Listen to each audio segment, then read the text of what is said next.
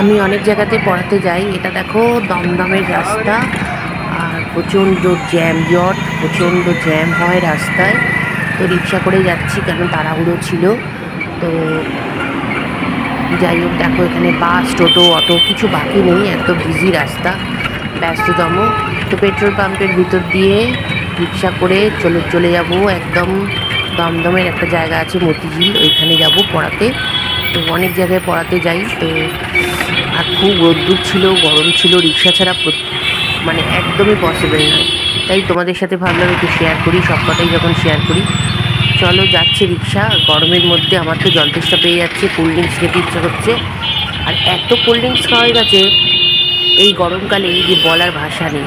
আর cold ড্রিঙ্কসটা তো একদমই ভালো নয় শরীরের পক্ষে, কিন্তু কিছু করার নেই, এতই জল তেষ্টা পায়। তো রিক্সা নিয়ে চলছি, যাচ্ছি। এবার গিয়ে পৌঁছে যাবো। ভিডিওটা ভালো লাগলে লাইক কমেন্ট শেয়ার করে দিও। টাটা।